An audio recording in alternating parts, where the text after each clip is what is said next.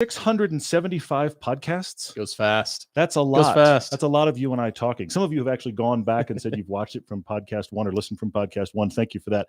We are now doing a live podcast every 25 podcasts. So this is 675. We'll do another one at 700. We'll just go ahead and talk about 700 like it's happening. It's craziness. It's craziness. But amazing. At these 25 intervals, we do all questions. So this is all car questions tonight. I know you may get off into the weeds and some of those might get answered, but mainly we're going to focus on car questions. We have lots to discuss before we get too far into all of your great questions. And thank you for watching and being with us. And you're on a new place. You're on the Test Drive channel. That's right. Which is cool. Right. I have to say thank you already to all of you that have watched or are planning on watching the GR86 MX5 RF video that was part of season 10, and we dropped it on YouTube as of today, and it's already playing very well. Thank you. Please share, please watch. There's lots more coming on that. We're compressing, as you've probably noticed, our TV seasons to be closer on the other platforms. So it's played on Motor Trend. It's on Amazon Prime right now and Vimeo for those of you overseas who want to see it that way. And we're slowly working the season out to YouTube, but that one dropped today. We have our road trip piece coming in a couple weeks, which I'm very excited about. We have a really big car announcement coming soon, which we can't actually talk about yet. Yeah, but no watch need to that dwell on 86 that yet. piece because it's very cool. Yes, Mandy's saying we need a larger table for all the merchandise. Guys, thank you for watching, for joining us. For sure. If you're listening to the audio podcast, thanks for joining on the podcast as well. We love having all your car questions, and we usually post on Mondays and Thursdays just on social media, just for the the hot topics, whatever's going on in the car world, and then always send your debates, your topic Tuesdays, and your car conclusions. Hopefully you guys like car conclusions as well, because we love hearing from people writing in, and you wouldn't believe how many emails. I mean, I know we've kind of asked for it, but and we love it. It's happening. But it is it's a waterfall of emails, which is wonderful. It's great. We have a lot of great sponsors we have to mention as we go through this. I'm going to say right up front, we've got our new friends at carparts.com that are helping us. They're helping with all kinds of stuff. And of course, Covercraft has been with us forever. Yes. And they are still with us, which is awesome. By the way, carparts.com CMO just tweeted at us. Yes, I noticed today, which is really great. You can go to our sponsors tab on our website, and you can actually see there who all our sponsors are. But more importantly, the discounts that are available to you from all of our sponsors. Most of them give discounts, which is really, really cool. Yep. I love that. And I'm just glad that we're able to do the show because of them. It's a lot of fun. Yeah. It's a lot of fun. Well, we also are going to be driving on our part 2 road trip with our cars of the past very soon. We're going to be headed out and recording that. Guys, thank you for all the questions. I say we just dive right in. Definitely. Yep. And gosh, they're flying in. There's some good ones actually on social media earlier, and I can't imagine why we didn't get too many likes on the Beaver Teeth M440i that we're currently driving. Yes. But, we'll jump in there and let's see here. Oh, are we going to test drive the i4? Speaking of BMWs, yeah, we want to drive it all. As a matter of fact, we want to actually be invested in every car company and drive everything they've got, because that's what people are looking for. And it's always fun when your approach, I mean, I know this happens to you. This was the foundation of the show, when people come up to us and say, hey, you know something about cars, and theoretically we're looking for the next, whatever. And so what I can do now is point them to this test drive channel, because when we get press cars that don't become part of comparisons, TV shows, longer term kinds of cars, they go on the test drive, and it's just an initial quick reaction. We've lived with it for about a week. And what's it like? And so that's where all these cars live. If you haven't been to this channel before, you're discovering the litany of various cars. But what we are doing is, if there's a car in a TV comparison, then we'll separately drive it for test drive. We used to call them Fast Blast, but it's now over here on Test Drive. So yes, we want to drive all the stuff. I continually wonder what BMW is thinking sometimes, because just initial impressions, you're walking up to the M440 and actually the proportions are really great. And then you walk around to the front and think, and that happened. What's going on? And then, we're seeing all the i4 and the iX coming out and all this stuff. So it's interesting nonetheless. I'd love to give a design critique to all of them, but right now they've been beaver teethed properly. They're properly beaver teethed. R Diamond says the matching game. Can we match the aspiration type to the road type for ultimate fun? He's saying, like, where would an naturally aspirated go? Where would turbocharged go? Where would supercharged go for commuting, canyon carving, etc.? I will say for big open highways, you need a big monster engine. If you're doing like Highway 50, you're going through Nevada, you're doing that big stuff. You need the big. That's where the V8 is awesome, because you can see to the horizon point. The vanishing point of the horizon is out there, Put and you the just pedal need that big down. engine. I look, everybody's going to disagree on this because I think this is fighting words. But in fact, you and I go back and forth on this. Even though we live in the mountains, I actually really like naturally aspirated stuff like the 86 or the Miata on mountain roads. Now, the problem is you get to altitude and you wish you had that turbo punch because the engine gets a little wheezy in comparison to what it would be like if it had a turbo. But I just like the throttle response of naturally aspirated. That's the reason that responds to me. But I do think if you're doing canyon carving at major altitude, you're probably going to want the turbo. Yeah, and I hear you on the throttle response, more progressive, linear kind of feel rather than light switchy kinds of stuff. I do agree. Jeremy Moe, thanks for joining on the podcast. I see you on the live stream as well. And he writes into us a little bit earlier question: what non-EV car do we think would be the most improved by becoming an EV? And I keep coming back to vintage cars because they're so scary to own and maintain and dump money into because of the reason 928 reasons. And so I think, what if the old cars that you thought will just sit and you'll take them to a Cars and Coffee and you won't take them out and enjoy them otherwise? What if you could get more mileage out of them just by converting to EVs? Easier said than done. It's expensive, I know, but I think that will only preserve some cars that wouldn't otherwise have, been looked at. And 912s. I keep coming back to 912 Porsches. Yeah. Great platform because they're still kind of unloved. The EVs for that, and some older supercars, because parts availability, Saabs, maybe. I hope my brother-in-law Daniel is watching, and maybe the old stuff, the super old stuff, and you keep it going just by virtue of EVs. It's not necessarily new cars, because every manufacturer will eventually have some sort of family hauler and maybe a sports car, and we're certainly getting into pickup trucks that are all EVs now. So they'll have offerings for everything. Curtis, this is what happens when you look at computer screens for a long time. Eventually your eyes just go, I'm out. I'm sorry. You need glasses. And that's what happens in this regard. So that's how that's happening. Robert actually says, why do we rarely recommend the Porsche 996 on the podcast? For those of you that don't speak Porsche, let me translate. This is the first. I am well aware. Right here. Yes, and the shirt tells the story. We are all very well. This is why I need to be the one to explain this. Watch our 50 years of 911, where we drive all of the Porsches and we talk about them. The thing about the 996 is it's the first water-cooled Porsche, so it's the first kind of modern Porsche, if you will. And there's a lot of things about it that are good. The problem is it hasn't aged well. It wasn't attractive. It was unloved to begin with. We talk about it on the 50 years of 911 as there's two parts of it. It is a fantastic sports car for the money. I think it is the least 911 of the 911s, which is kind of a weird place to be. I mean, I'm really cutting it fine here to say that. There's a lot of things about it that are much to love. Chance is currently yelling at me because he has one and loves it very much. Probably, I know he is. It's fine. But I think it's becoming more respected because it's the 911 that is good, somewhat modern, that people can afford. But the problem is it has aged really badly inside.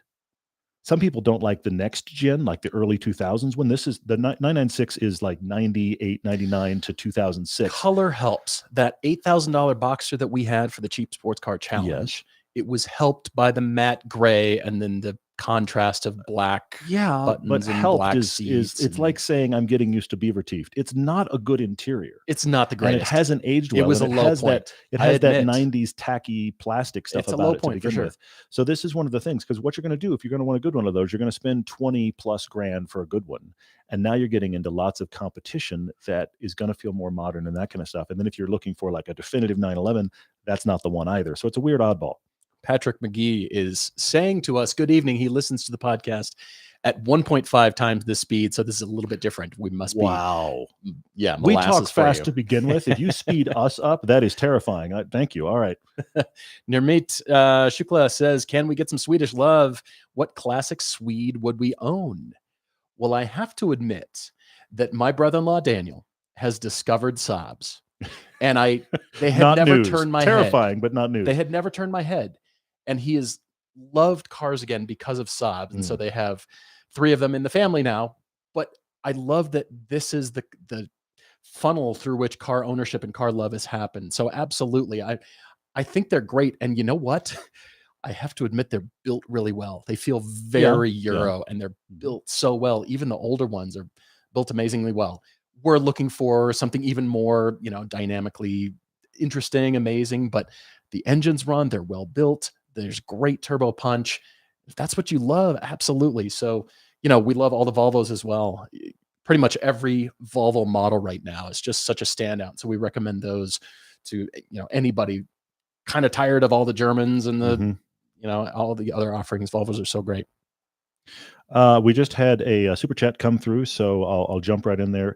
Thoughts on the 718 Cayman GTS as a daily? My main concern is that the gear ratios will sap some of the fun out of everyday driving. That is the problem. That is a car with really long gear ratios, and let's be candid that the reason that long gear ratios exist is for a 0 to 60 time. Because we don't want to have the extra shifts. Yeah, there were a couple years there where the WRX actually you had to get to third. I think the new one is this way. You had to get to third to hit 60, and it killed the 0 to 60 time. So you get into with a lot of really tall gearing. I think you would still enjoy the 718 Cayman GTS as a daily. I think it'd be hard for you to not enjoy that car as a daily. I also think you're going to drive it and be aware that you are not even getting close to what it can do. I think you're just going to know. I think you're going to be like, yeah, this is fun. I have to go. I think you're going to be driving it feeling like I need to take this somewhere and wring it out. Which absolutely. Is good, which would be great. Which is the GTS flavor. That's why I love the GTS. And when you use it to everything it's been designed for, tracking, canyon, daily, then you really start to feel like it's useful and justify the cost. But I agree. They're up there. Ian D asks if we think the materials make for the bad design of the interior of an older car, like the 993. We're coming back. Yeah. Coming back to it. Got it. They certainly can. Good materials, long-lasting materials can certainly give you a better sense, a better feel of that. And I do appreciate that. But sometimes bad design and bad materials kind of go hand in hand. I hate to say it. What else you got over there? Lots of things coming in. A couple of questions happening about the East Coast meetup. We are going to do an East Coast meetup.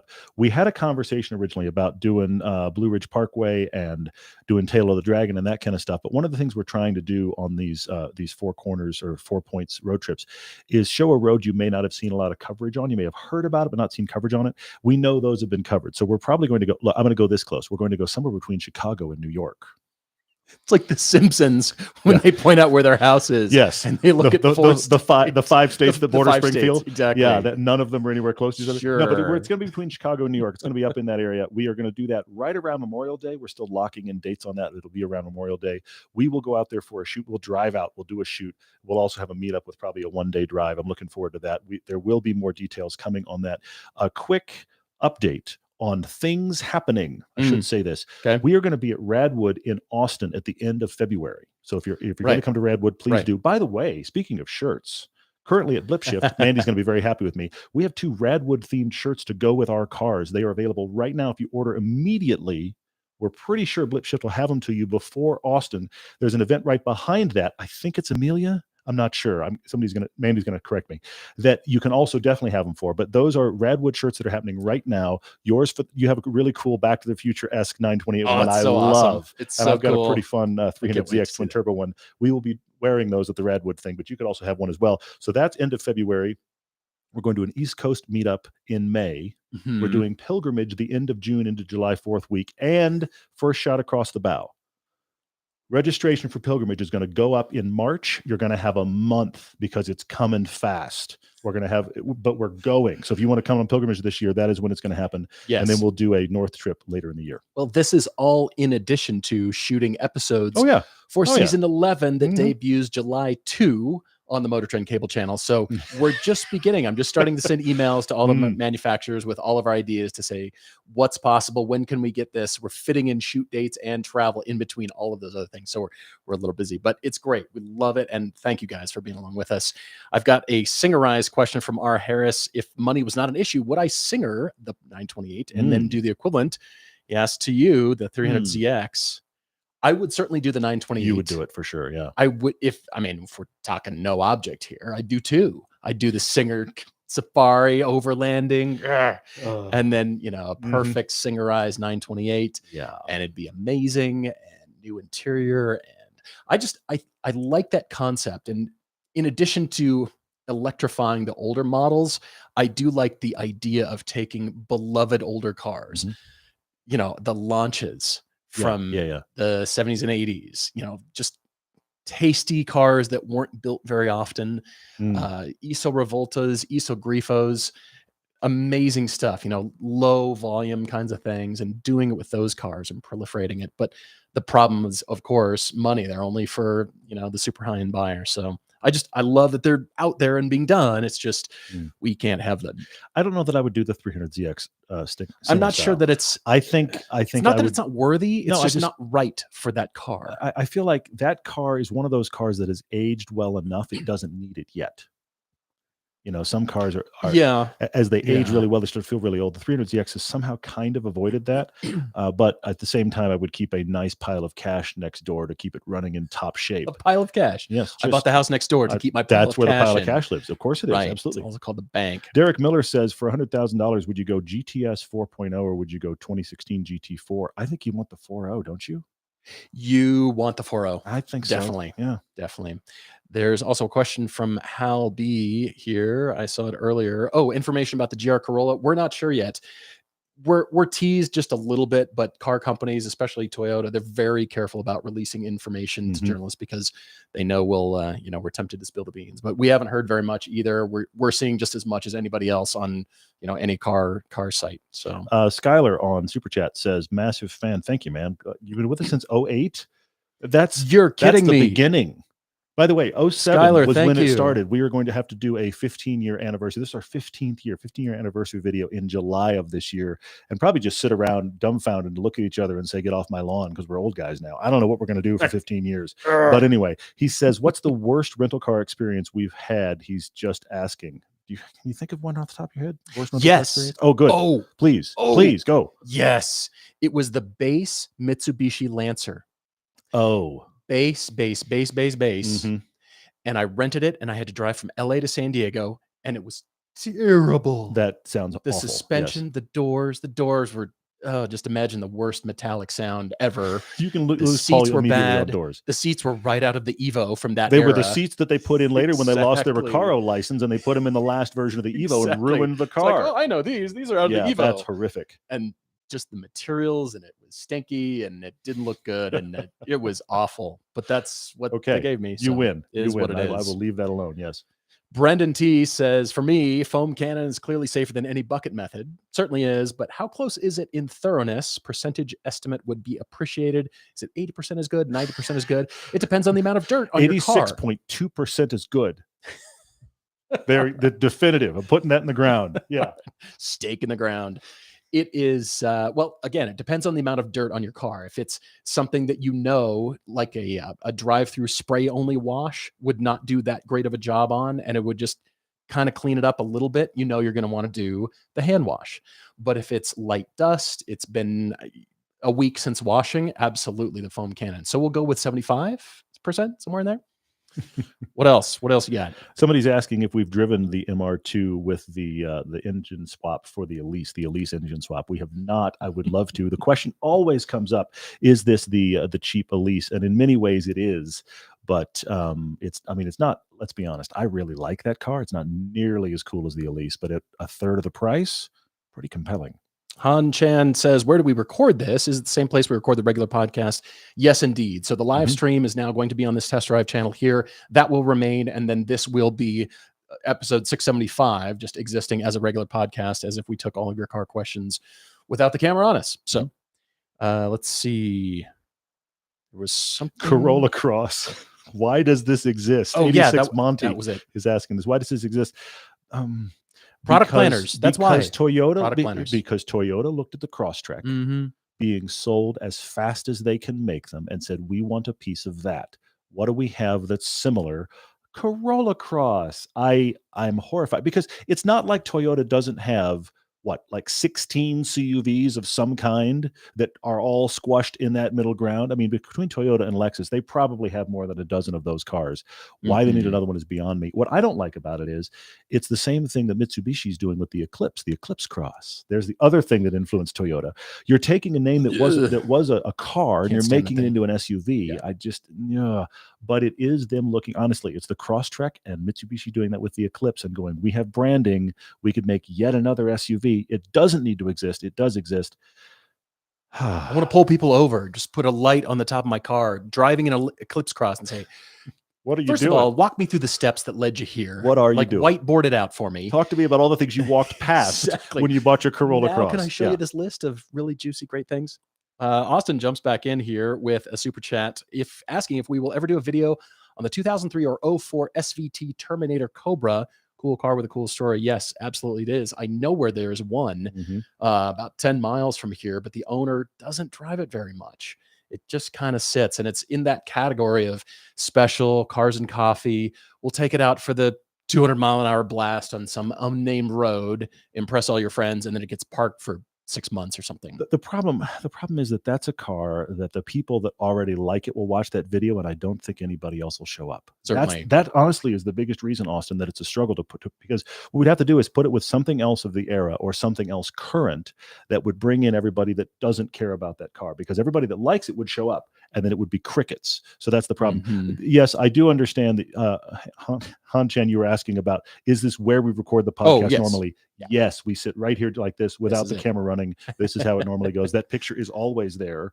So this isn't, but that picture is always there. So this is how this happens. Like to look at it all the time. Well, but honestly, this is also covering up cords. Candidly, this is covering up junk you don't want to see, and we just figure we'll show you stuff. Privacy screen. It is. Yep. Yeah. All right. Let's see. Burgerlands recently bought a Mark 1 GTI project. Plans on painting it this summer. What color would we paint it? Maybe give it the Harlequin treatment with only the shades of mundane from the Taos.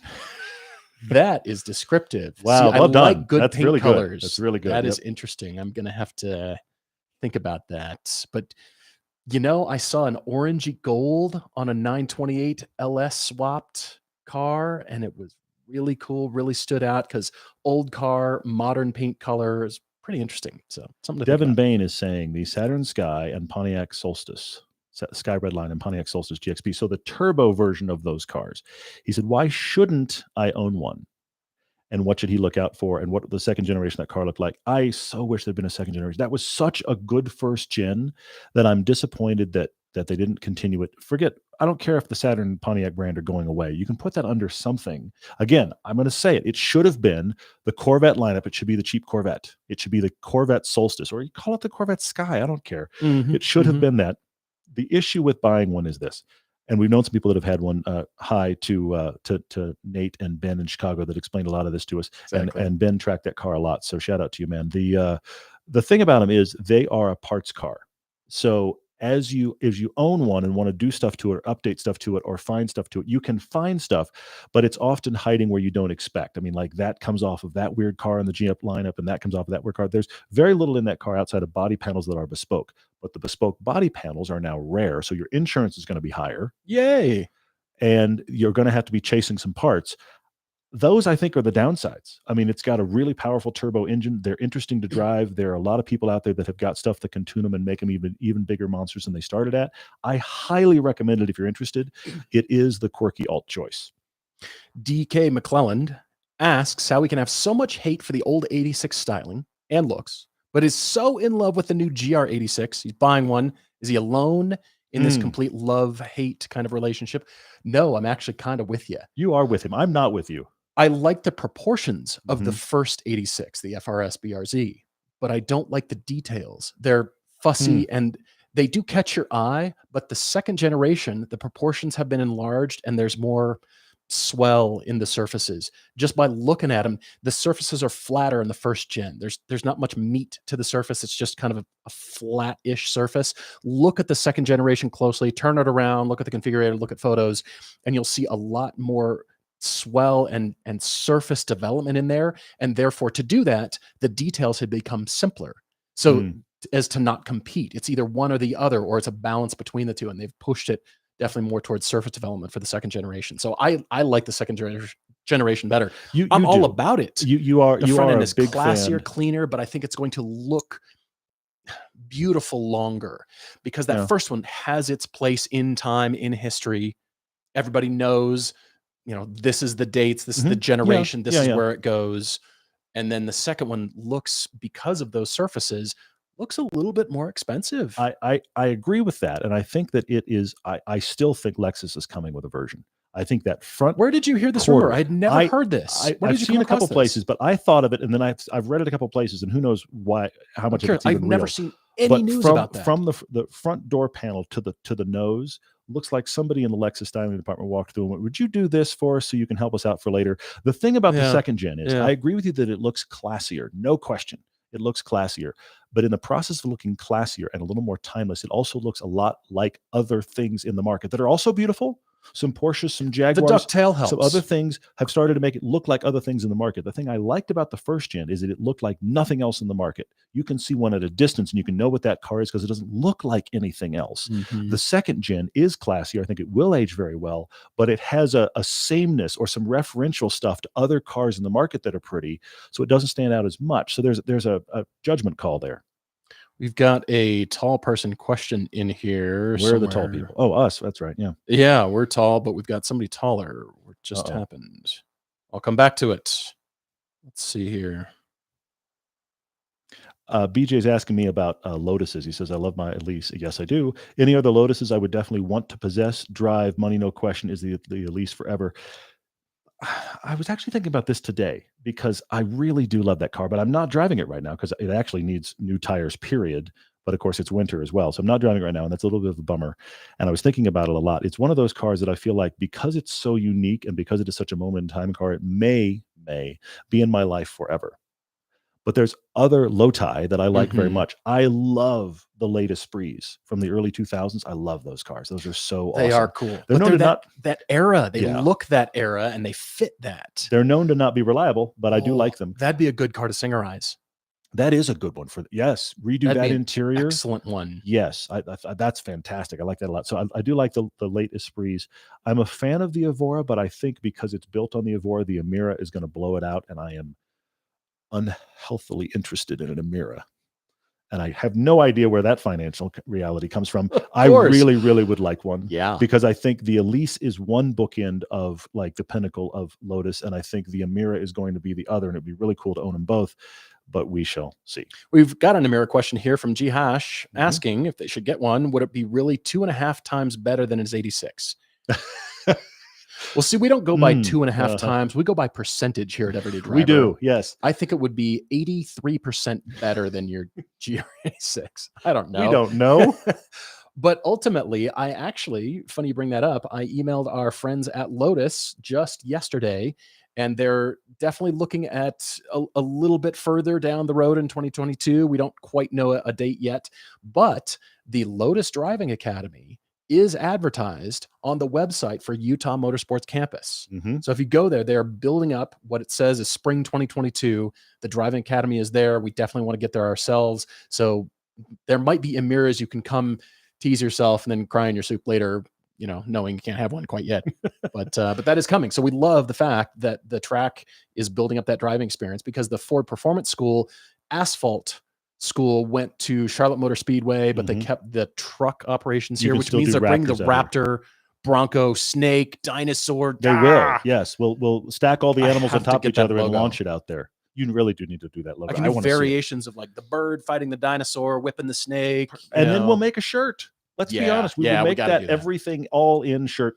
Brendan is asking me, he's calling me out and saying, didn't I say that if the new 86 came out that I would buy one to put my money where my mouth is? And that whole thing we say, look, we love used cars here at Everyday Driver. You can get a lot of car for your money buying used, but the only way that manufacturers know to keep making great fun cars is if those of us that can afford to buy them new.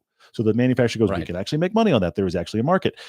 Yes, I hear you. That's why the Corolla Cross or its ilk comes out, and product planners know people will buy it, and the buying public responds by buying it, and so it justifies the product planners' decision making. So if we did the same for sports cars or something like that, if we were buying sports cars, send a message. You are calling me out, and I'm not immune to this. I am aware of the fact it would be really good to buy one and show Toyota that we like it that much.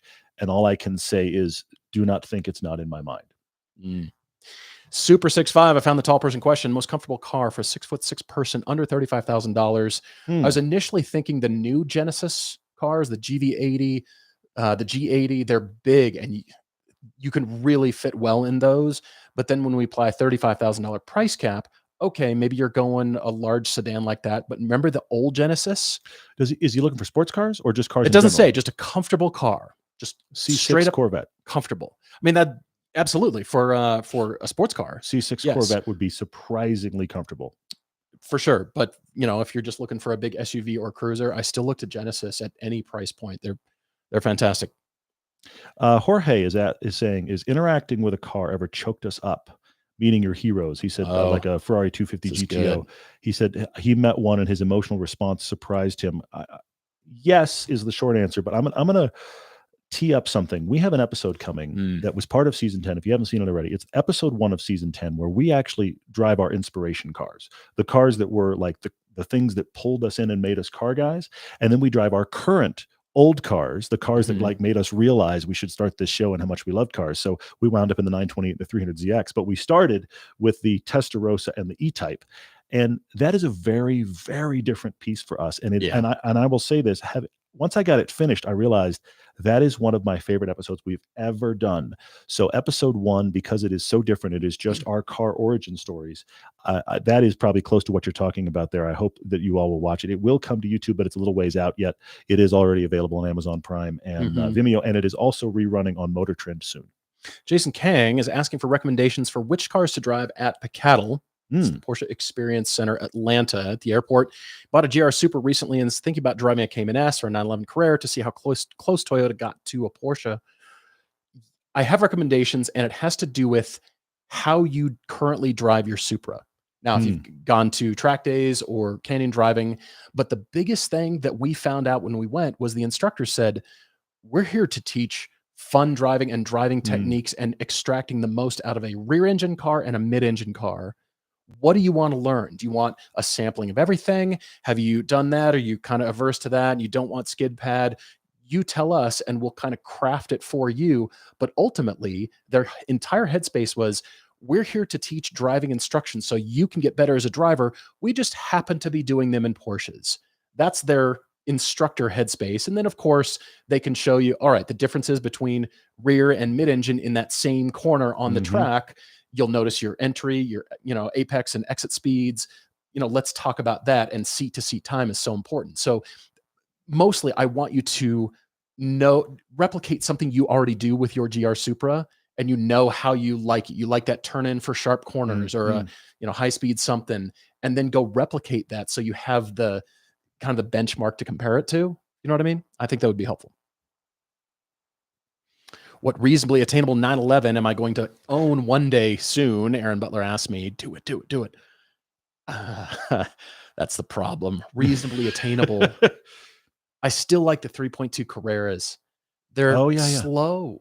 Yeah. They're dynamically not amazing, but I love how they look. I love what they do. I love what they represent. I love such the mechanical thrashing nature of them. And I love the parts availability, because 928 parts are out there, but they're a little scarce in some cases, like intermediate plates for a twin disc clutch. They have to be rebuilt because Porsche doesn't make them anymore. There are stories so you have to go to a machine shop and gone through a 928 parts dealer, and then you have to do the core charge and get your money back. So there's that reality. I get this sense that you've done this. Maybe. I don't know anything about there should be a video and some discussion. Maybe that's coming. Chris is asking, he said, car makers announced this week, specifically Ford and GM, they will be punishing dealers for markups and by withholding models. Do we think this is an empty threat? I hope it's not. I was thrilled to see GM is doing it about the Z06. Ford is doing it kind of across the board. They're talking about it for Bronco. They're talking about it for Maverick. They're talking about Ford is making things that people want to buy. And let's actually go buy them. There's a fantastic idea. I hope it's not an empty threat. I hope they really do withhold. We have seen, on the other side of the spectrum, we have seen some actual dealers discussed who their policy is no markups. And I respect that. Yeah. And I hope that they get business. Definitely. BJ says, for both of us, what is the upper limit of car weight we will tolerate in our fun but everyday cars, different values for cars versus SUVs if needed? I come back to 3,000 pounds as the benchmark, the standard right in the middle. Of course, less is always excellent, but a lower weight car usually is 250 horsepower or less, whereas Caymans, lightweight 911s. They're at the 3,000, 3,100 mark, and it gives them, there's more horsepower in that. So I come back to, depending on the type of car, but I'll come back to 2,900, 3,000, right in there. That Mini Cooper S, the John Cooper Works Mini that we just drove, it's on this channel, was 2,984, somewhere in there. And it scampered. It was so fun. And it felt light on its feet, and you could feel that. And it was, 2,900 pretty much fully loaded. So you could definitely feel that coming out. And it almost didn't matter those front wheel drives. So I love that. Of course, lighter is better. We're not talking 2,200, 2,300. Add lightness. We even have a shirt for it. I get it. But those kinds of cars are few and far between. Very. As a matter of fact, Chris Everett is asking what your favorite Lotus is and why is it a Caterham? Chris drives a Caterham, by the way. He's a former Elise owner. Drives a Caterham. Like, so we just jumped right past it. No, I love them. I do. They are very cool. It's the balance between like a GTS where you're using it for road trips and canyon driving and track driving and everything, even though I know you can do that with any car, but there's the solidity, I think, but that adds weight. It really depends on the car for me. You see Ben Profit is writing in here on Super Chat, and he's saying he's looking for 2-seat GT coupe hatches. He's asking C6 Corvette 987 Cayman 370Z Z4. Is he missing any? The hatches is the thing that makes me think you're not missing any, really. However, I do think you're talking $20,000 to $30,000. You're going to hear me say it, Ben. You're going to shake your head at me, and many others of you are as well. 20 to 30 grand. You got to look at the new GR86. It's not a hatch. I know it's not, but it has a really usable trunk that I would say rivals the usability of all the ones you've listed, even though it's not a hatch. And if you're shopping in that range, all the other ones you're talking about, you're buying used. You could probably do a GR86 in that range new. I'm going with Cayman. Even though 20,000 to 30,000 is going to be a tough time finding the right Cayman for that kind of money. But Ben comes to us out of Honda S2000, so he's experienced that lightweight, extremely fun kind of car. But I want you to have a different engine placement experience, so I'm going Cayman. Schmidt House is asking about when the next generation Mustang releases. Will we do a all the years of Mustang epic film? We've debated it. I wonder. The Mustang is an odd one for me, because I wonder if the people that don't like Mustangs would even bother watching. I feel like it's one of those things that the people that like Mustangs will show up big time. But Mustang feels like you're talking F-150 to people that don't like Fords. It feels like that to me. Now, maybe I'm wrong. Tell me I'm wrong. But, I feel like the Corvette has some universal interest. You may not like Corvettes. You may think plastic car, but it's like, okay, Corvette, I'll watch that. 911 is the same. Mustang feels like a territorial discussion to me, and I think there's people that wouldn't watch it. I'm intrigued by the idea. It's just one of those. Plus, the other problem with the Mustang, even more so than anything else we've done, the problem with the Mustang is which version of that model, because they divide the Mustang into so little which special edition version and engine, and did you get this performance pack? Oh, you don't have the right spec. Because the minute we get the wrong one, then it gets thrown out because you didn't get the definitive with the special and the I hear you on the territorial part, because 911s and Corvettes are aspirational, and they seem to resonate with anybody that's thought about some kind of special car in their life someday. I've seen Porsches, I've seen Corvettes. They both seem really cool, but Mustangs, it's the huge gamut. It's either collectors and they sit, or it's just the old resto mods, or it's just you're hooning and it's like, I don't want to be associated, or you know what I mean. We've debated it for sure. It's a fascinating discussion. Derek is waving the flag for all the patrons out there. Thank you for all of you that actually support us as patrons. We do have a Patreon if you're interested. There is a base level, a mid level that gets all of our films and TV stuff for free, and then there's upper level we call the board members. We have a monthly board member meeting. It's really cool. It's become this I can't believe how many people are on all the calls. It's now. Awesome. But we share what we're doing. We get thoughts from them. That's actually really fun, and we get a lot of support from it. But the biggest thing I have to call out for the patrons is, if you're a patron, there is our Discord, which Waffle, I'm thanking you, Matt Waffleophagus, when he first came, my favorite avatar ever, when he first came to us and said, you guys should create a Discord page, I was kind of like, well, people come. And it's this whole community that you and I are part nuts. of, but it's this whole great community, and major friendships have started there. Extra drives have started there. Like parts of the country, people will get together that just know each other from Discord. Yes. It's awesome. And I love that the patrons people have finally feed into bought Discord. cars from each other. Yes. Nate finally sold his FRS, his perfect FRS. He sold it to somebody on Discord. I think it's awesome. Let's see. GC Angelus asks about an RCF. Thank you for watching and supporting the show. He's got an RCF with 7.5 thousand miles, 7,500 miles, and it's not as engaging as he thought it would be. Any recommendations with the same 2-door, 4-seat kind of configuration? He suggests M2. Yeah, certainly. You could also look at the brand new 2022 BMW M240i. However, all the brand new 2 Series coupes only come with automatic transmissions. If that's your thing and that's what you like, either xDrive or rear-wheel drive, they're only automatics. They're tuned really well, so they don't really feel like an automatic, but you would have to go backwards to the 235i's, the prior gen ending at 2021 240i to get a manual transmission if that's what you're looking for. But those are such a weird spot in the marketplace because they're kind of high-end, they're a little bit more expensive, a little bit luxurious, they're BMW. There's not really too many cars that compete with that car. That's true. Audi doesn't make one. Mercedes, I suppose Cayman, but well, you can go Jaguar F-Type, but it's not 2+2 anymore. No, and you're paying a lot more. In some cases, almost double. Yeah, especially used. So it's a unique car, and you don't have to go all the way M2 if you don't want to, but somewhere in there. The old M240i is fast. It's great. BJ on Super Chat is saying, what's the most extreme practical errand we've run in the most proportionally least practical car? I don't know that this is the most extreme one, but I will say I've done this multiple times, and that is the fast food line in the Elise.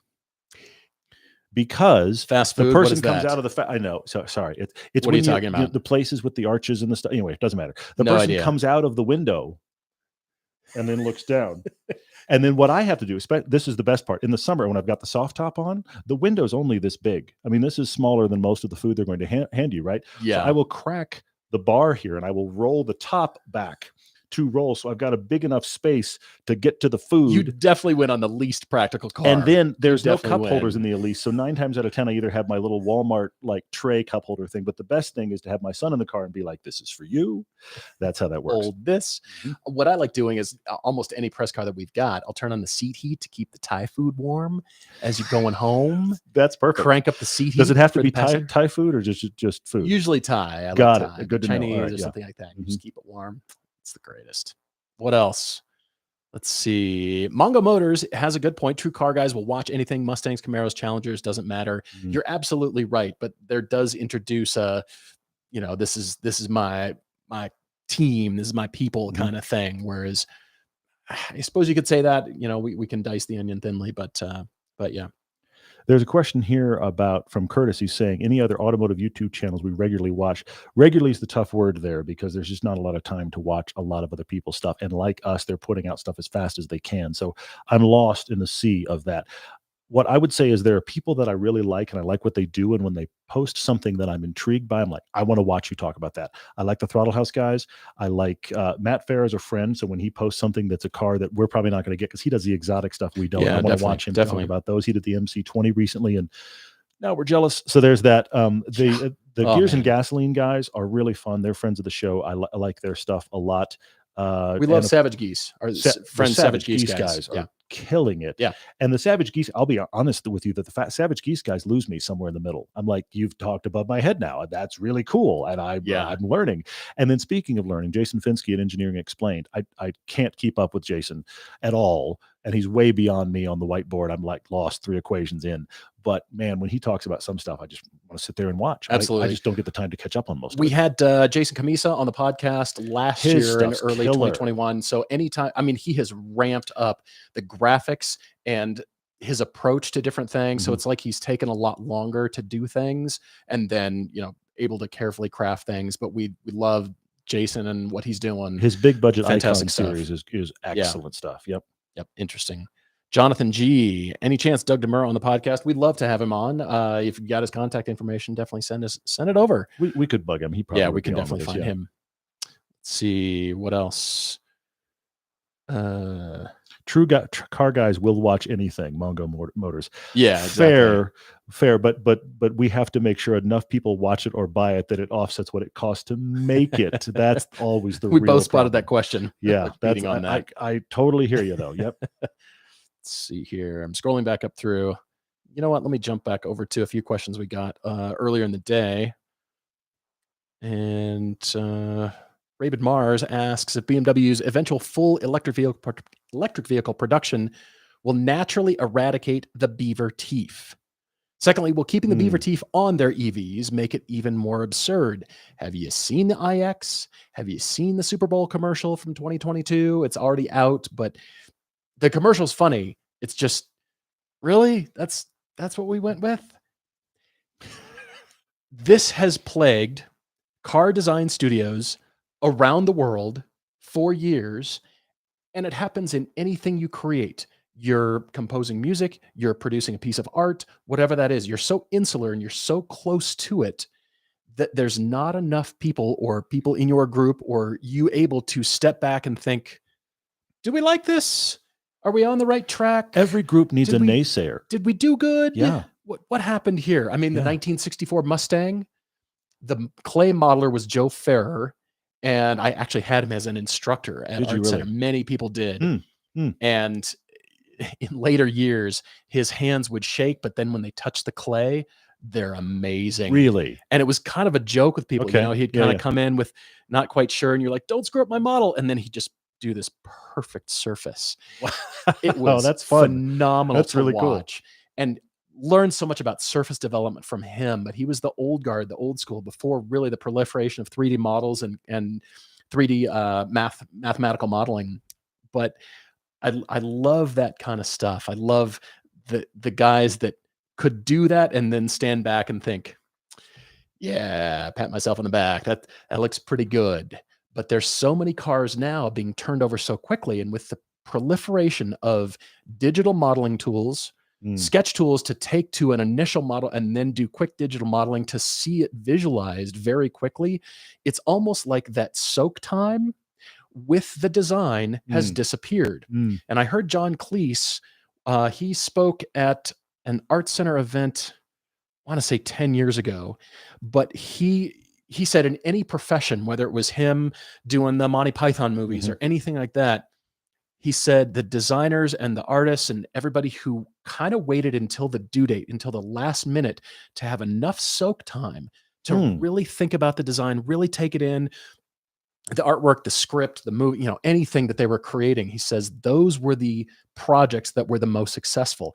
And I really took that to heart because we're seeing so many cars come out so quickly. You're like, wow, well, that's a new model I haven't even heard of, Corolla Cross. Why? Where did that come from?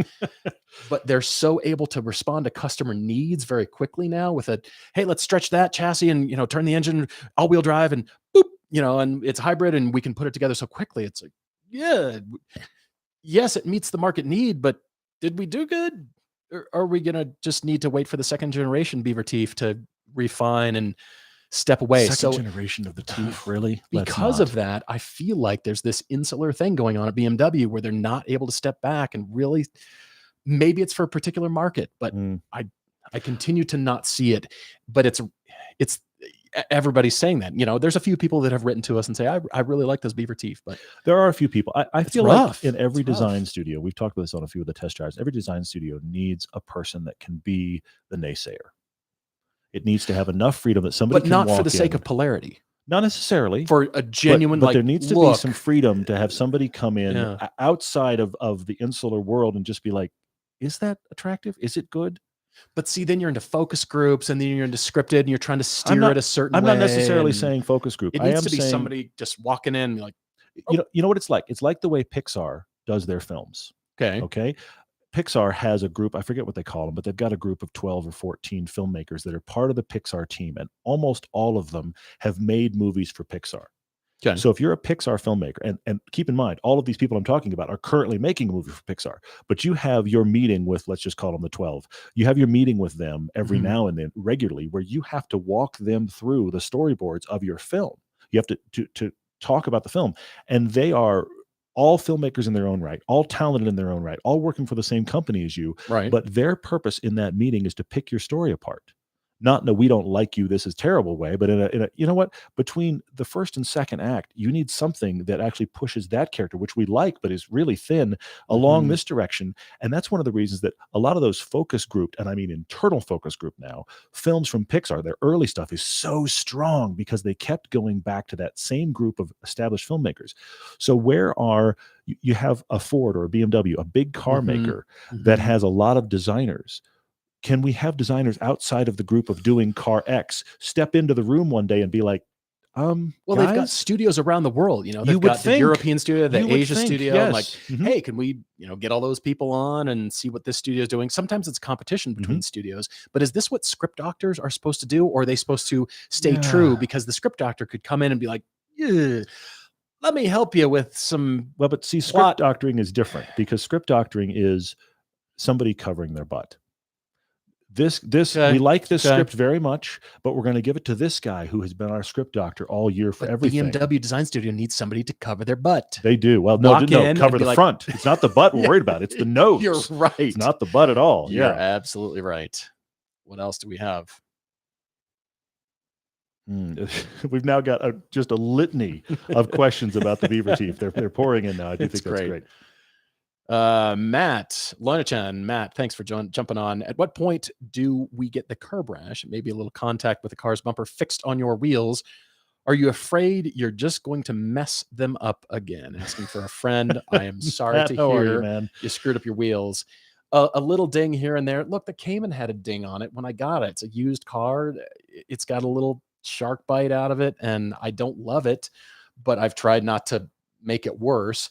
We've all seen wheels that are just awful, and it's like, okay, just be a little bit more cognizant of the curbs and then get your wheel fixed. But past 2-3 dings that make it really noticeable, but if it's just 1 or 2, I'd say it will almost make you drive the car. And that was what happened on the front right fender of the 987 Cayman that I had, my first Cayman. Yeah I got it from the owner with that ding in the fender. I remember where the prior owner's significant other probably just open the car door right into the fender, and I never got it fixed.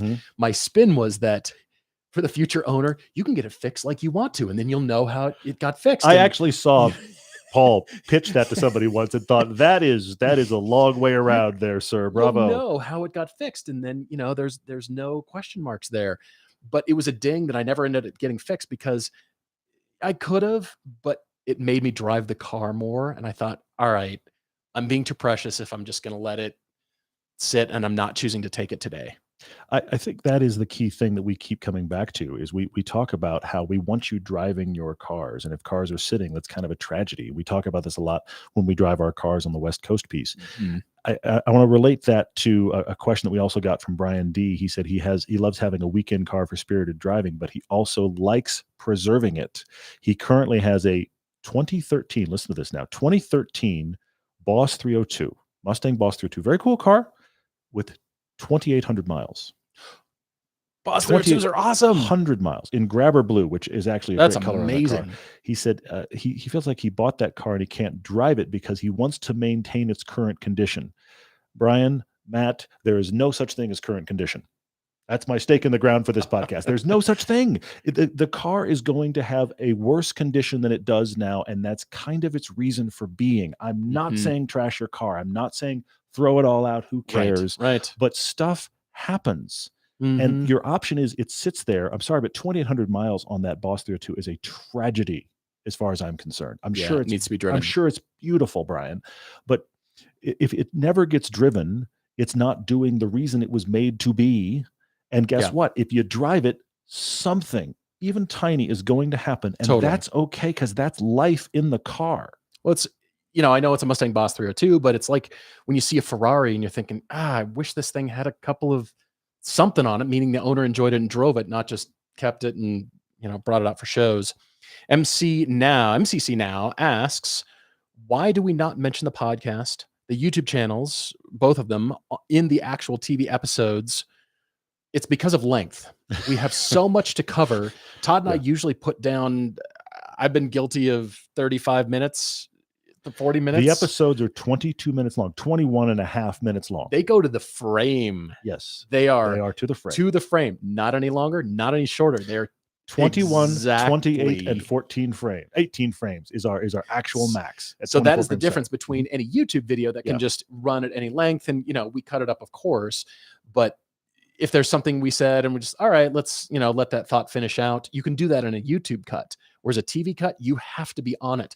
So we say so much and we want to get so much information out or opinions or driving experience about it for us to say, additionally, here's the podcast. So actually what you'll see in season 10, if you caught it on the Motor Trend cable channel, Todd actually took 2 of our commercial spots in 2 episodes so far and put our 60-second commercial in that slot that just looks like, more of what we're doing, but it's all the other footage. And I thought it was a brilliant idea, man. Just because that does cover, here's what we do. Here's the entire depth and breadth of the show.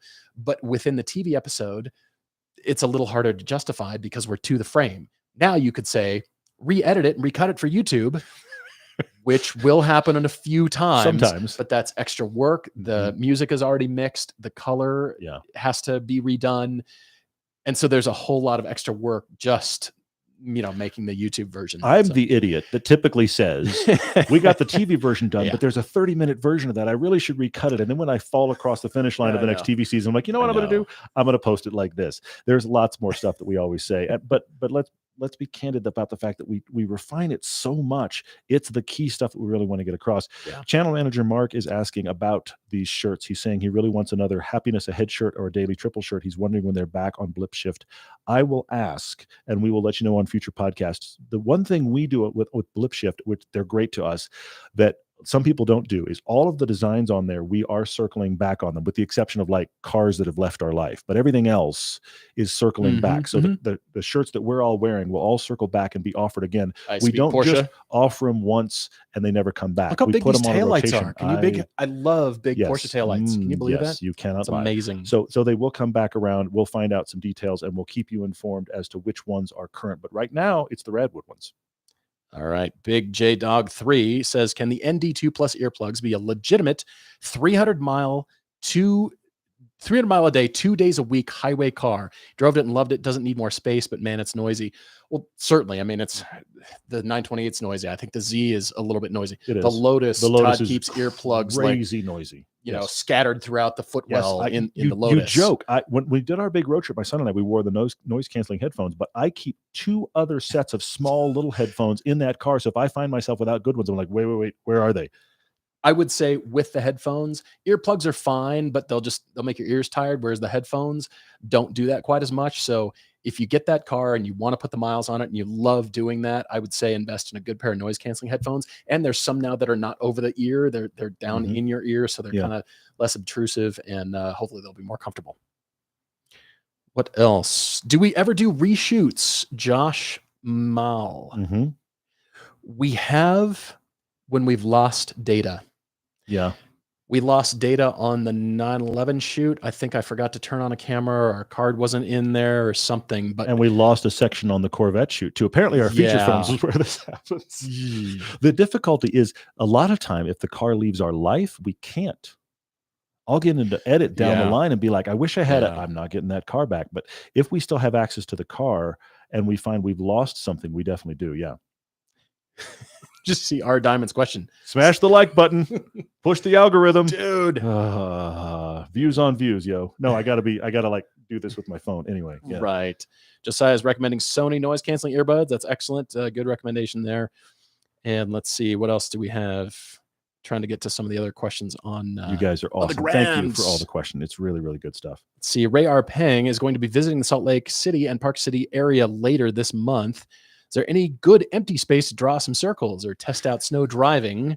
We need more snow. That's the key. That's the issue right now. He's asking about, he's got all-wheel drive and Blizzaks on his car. We don't know what car it is, but will the UMC Autocross be worth it? Will it likely be snow covered?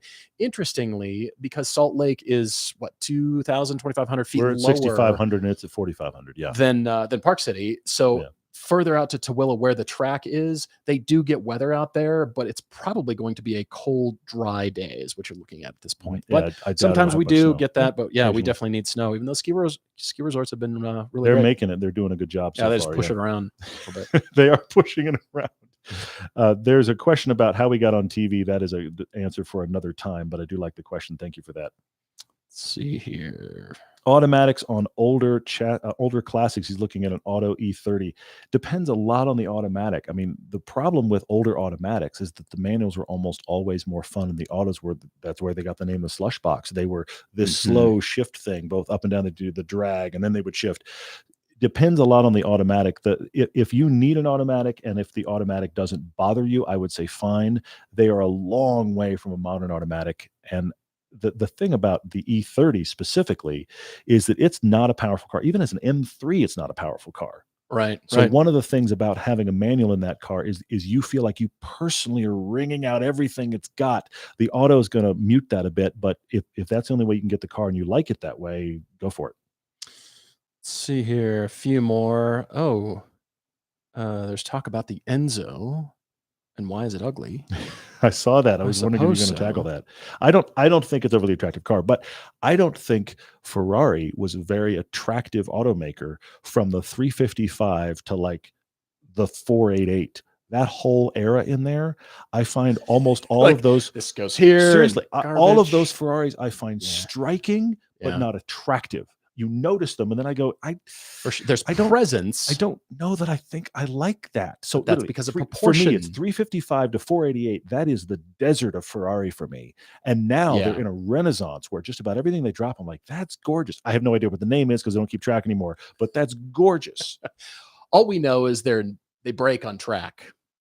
Sadly, we've seen a few of that. Yeah. The new SF90 on our track day for our Utah meetup, some owner came by with a brand new, sparkly new SF90, tracked it for 2 laps, and then they couldn't figure out why it wouldn't go anymore. Meanwhile, Corvettes and Porsches and everything else are like, it's awesome. Let's see. JD says, what is the modern day equivalent to Saab, and why is it Genesis? I suppose so. Is it? Maybe. I had talked about this. I remember talking about Acura as far as just, a car that is not really, you want Acura. It's for the people that want that. Exactly. I think Genesis is broader than that. I like Acura a lot. I think so. Let's see. Are we planning on driving and comparing the Kona N from Jonathan Gower? Jonathan, we have heard great things about the Kona, especially the N. We definitely want to. Right now, it's not part of our TV episode requests, but we hope it becomes part of the fleet rotation and comes through. So if we do drive it, it would probably end up here on the Test Drive channel just as a standalone car. But seriously, I love everything that Hyundai is doing. Their Headspace and Kia and Genesis, they're amazing. And when I talked to somebody, friend of mine just recently, and I was telling them, you should consider, one of their electric vehicles. I think they're really great. The styling is pretty out there. It's not for everybody, but I think, what they're doing is pretty interesting. And then I said something about I wouldn't buy that, and he said because it's Kia, and I said no, because of some other reason. So it's just that stigma is still there. That does hang on for sure. Yeah. There's it just moved. It was a great question. Oh, by the way, Ian, I take your point. 458 was also a very attractive car. 430 looks like 2 cars that don't go together fused together. It's look at the 430 at just behind the mirror and tell me that's not 2 different cars. But the 458 I'll give to you. That is also a really, really good one. Jihash is inviting us to Minnesota because you've got so much snow up there. Yeah, man, we need snow here. Ski resorts are doing great. Been having some great ski time. It's been very nice. What else? There's so many good ones. Oh, you know what? Couple last ones. I don't understand this question. McNow, he's too late to be a car guy. How do you go back and form his stupid past self to become a car guy like us? You're in the middle of a car conversation. How are you not a car guy? That's what I'm confused about. Well, there's one of our listeners to the podcast. He's probably listening right now. That is Dick B. He's in Florida. He's 80, maybe 82 by now. And he's a huge car enthusiast. He bought an M2 and tracks it. And he tracks it exactly right. So, Dick, shout out to you. There's no such thing as too late to be an enthusiast your whole life. And the fact that you're here listening to these 2 idiots talk about cars, and you're just part of this community, you're a car person for sure. Absolutely. Best steering feel under 30K. Miata's up there. 86 is up there. Yeah. Yeah, now, for sure. I'm going to say something about the Miata. There was a question earlier about, we talked about the GTI. We have a GTI piece coming out tomorrow right here on this channel, the Test Drive channel, that is our GTI Test Drive. That is separate than the GTI Civic Si piece, which was a comparo for season 10. Yep. So Test Drive's out tomorrow. We hope you'll watch that. Thanks for the stuff you are watching already. We so appreciate it. But the question was, we talked about the GTI at 40 grand feels awfully expensive. Why aren't we ranting the same on the Miata? The difference is the Miata you can get for cheap. And the difference between the Miata cheap and expensive is like, how much luxury do you want? The GTI doesn't feel that broad in the spectrum, and the one that they sent us was 40 grand, which is what the Golf R used to be. If the Miata had a better model, and there would be a place where you would spec the Miata to where it was just shouldn't make sense anymore. You can do the bare bones Miata, and it's a fantastic car. You can do the better Miata, and it's fantastic. So under 30 grand, I would say the Miata's got great steering feel, and so does the 86.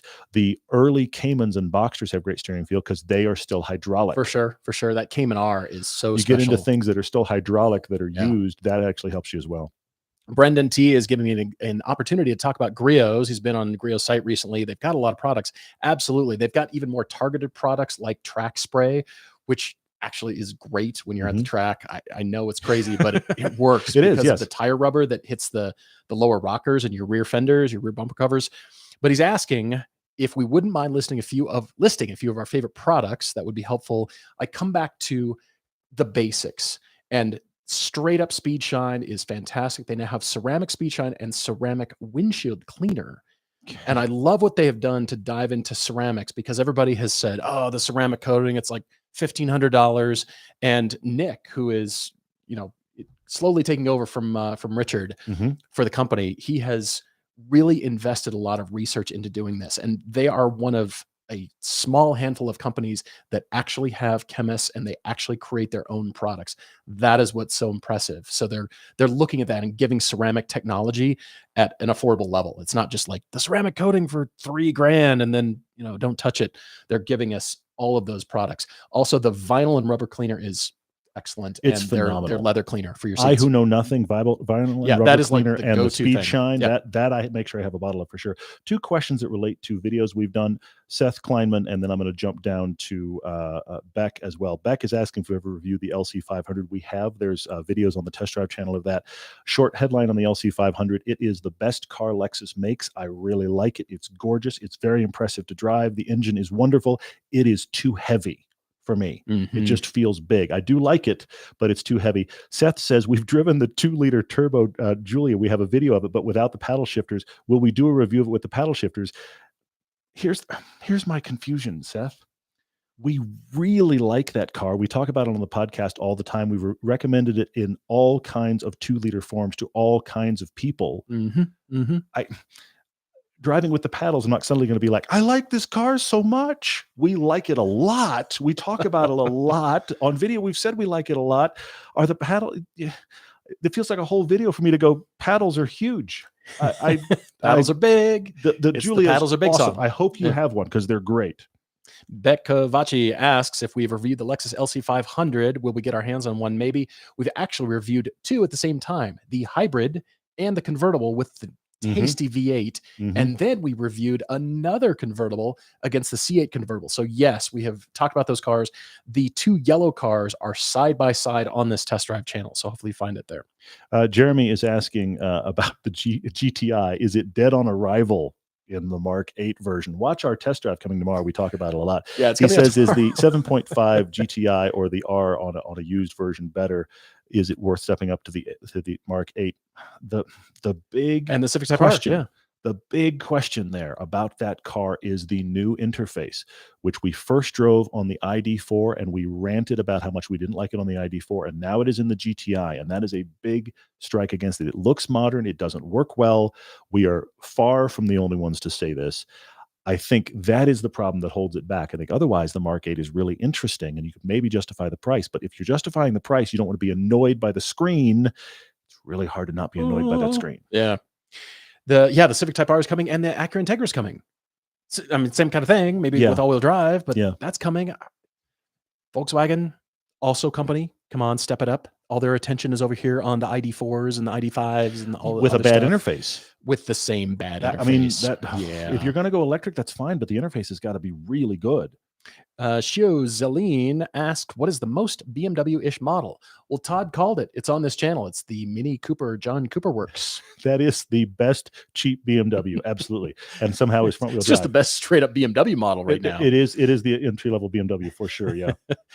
Let's see. Yes, we will still recommend the Chevy Bolt despite the battery issues. GM is solving those. And I'm not excusing it, by the way, but most every electric car maker has had an issue with their batteries.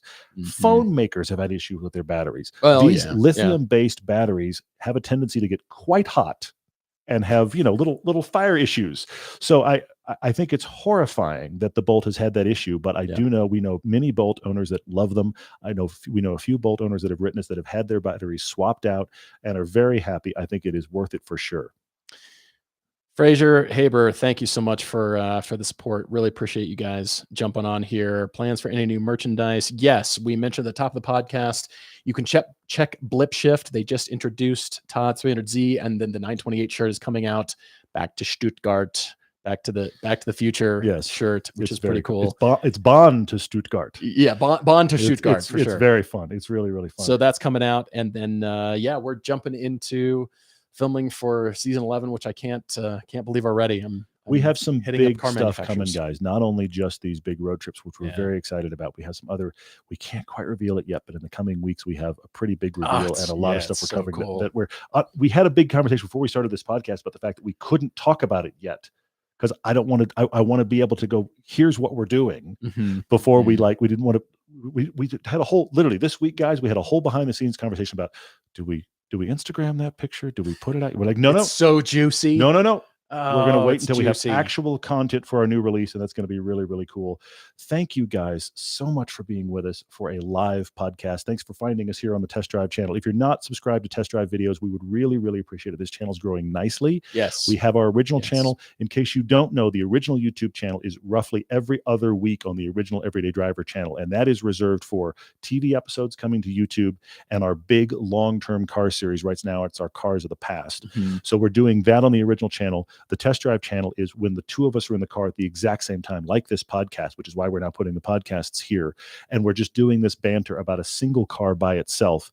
And then, of course, the TV stuff is twice a year. And then we work it through the whole pipeline and we get it to you guys as fast as we can. Super quick lightning round. Hal asks, are there any new Dad C6 stories from you? It's winter, so that's car's probably parked, right? He hasn't driven it that much. He asked me recently, has my car gone up in value? And I was like, you're not selling it, are you? But he was just, here's the thing. It warmed his heart to know he hasn't lost money on it. I'm glad to hear I don't think it's going anywhere because here's the crazy thing. My mom likes driving it more than he does. Which is great. Yes. My mom just like shows up. I'll get a text from my mom. She's like, I'm down the block running errands. Can I come say hi? And I'm like, I guess. And she pulls into the vet's like, hi, how you doing? I'm like, what? Just okay. All right, great. Glad you like it. Quickly, Apollo asked, what's next after the Cayman? Am I sticking with Porsche or going Japanese? I haven't really decided yet. There's a long waiting list for Z06s, and I've made noises about that, but we'll see. You have made noises about that. And then there's 911s, which are cool, but Caymans are such the better driving experience, and I was even thinking about going back to a Cayman R, but those have shot up in price. So. Everything is up right now. Yeah, it's kind of nuts. Craziness, yeah. And then what's left? Well, I'm going to answer Michael Moore's question. Is there a manufacturer other than BMW or Subaru, Fuji Heavy Industries, that you would like to see partner with Toyota for a new model? Right there. Yeah. MR2. What's the MR2 mid-engine that becomes the concept. Porsche entry level? They debuted, and then they could offer it over here as a lower cost Porsche for people to experience the brand, experience fun, lightweight mid-engine cars. And we'll see. If you haven't gotten your question answered, we really appreciate it on here. These are great. Send it to us when we ask for questions on social media on Mondays and Thursdays as well, or send us, don't send us an email because those are our car debates and topic Tuesdays, but send us the question again because we want to cover it. And thank you very much for your support. Yeah. We really appreciate it. Definitely catch our GR86 plus Miata RF piece that just dropped on YouTube today. And hopefully you enjoy it and give us a comment. And I will say one last thing. I don't like to say I want to mobilize you guys very often because I want to be really reserved about that. However, our big Four Corners pieces, I'm going to ask you guys, right now Thank and you. going forward. When Thank we you, drop yes. one of those, we're going to give you as much lead time as we can when it drops on YouTube. That 24, 48 hour lead of those is going to be so vital. I'm going to flat out ask you if you've seen it before. I want you to watch it again when it drops. It's going to have extra stuff for YouTube. That is a recut. I want you to and pass it on everywhere you can think of, because it's an oddball. It's not like, here's two cars you obviously want to watch because they're Lamborghinis and they're compared. It's these old cars, and it's a road trip. So it's not just a straight up review, but those of you that have watched it have responded very well. So we're going to ask you flat out to share it with friends and to watch it again when it posts coming up in a few weeks. I like that piece. I just hope it plays well. Yep, for sure. Anyway, thank you guys. Really appreciate it. Here's how we always end the podcast. Looking forward to next time. Cheers, everyone.